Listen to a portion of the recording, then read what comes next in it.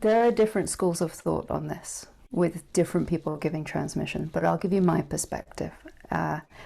Again, all of my perspectives, whatever I say, because we're meeting each other here for the first time, I say this to you, and most people already have heard this from me, but all of my perspectives, from my perspective, take anything I say, test it against your own experience. Trust your own experience first and foremost.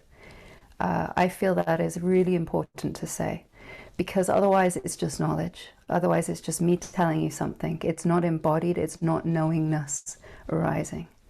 So that being said, my perspective of transmissions is, for the most part, more is more. Where that becomes not so true is where someone is in their own system, say their nervous system, or they're dealing with things like the release of trauma and these kinds of things. It can be, or they're very ungrounded or unbalanced in that way. It can have some disturbance in the system in that way, just because it's almost like turning up the volume of awareness, and that can get quite dicey on the human level.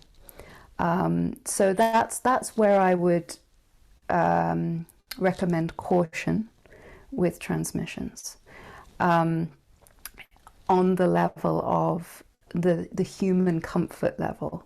Now, ultimately, it's all for the good. That's my ultimate view of it all. Is if there is an impulse, a drawing to transmission, or meditation, or satsang, or books, or sitting with sages, or whatever, sitting in silence, whatever it is. If there is an impulse, an inspiration that is drawing you to that kind of activity in life, I would regard anything that you pick up a symptom of awakening arising within you.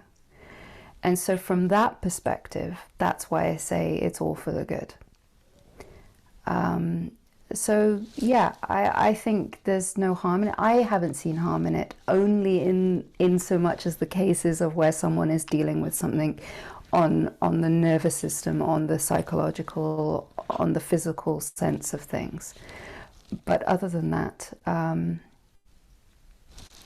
mean, I've seen great benefit from people having transmissions. You know, I have some people who have use the transmission along with their daily meditation practice, where they've just had the global ones on in the background even, and found that to be incredibly helpful.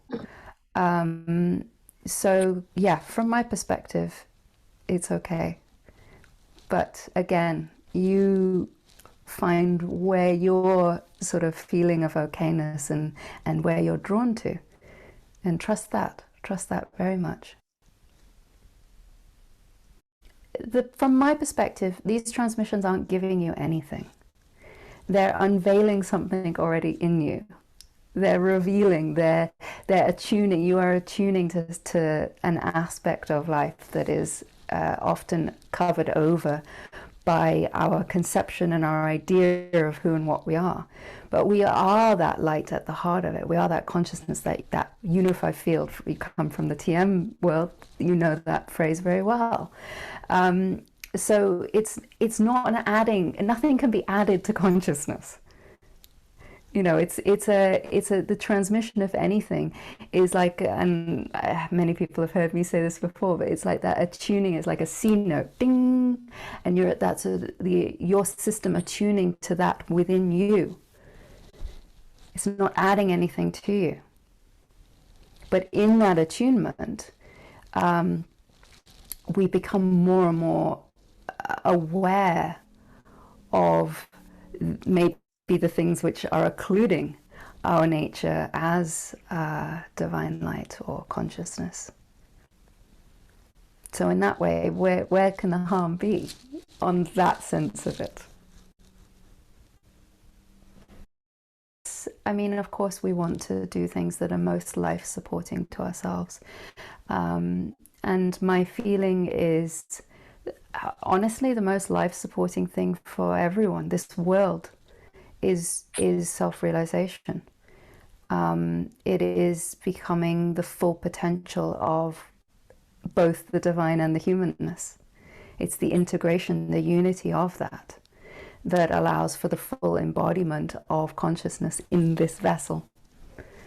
And so with that, all of our quotes, decisions, our choiceless choices of what food to put in our body, of what action to take, of what, all of these kind of things are seen in a different light. And actually we become more attuned with our natural flow of life. We become more trusting of ourselves and of life, and therefore not acting out of conditioning and fear, which are often the things that do lead us into behavior and sort of ways of living and being that can be harmful.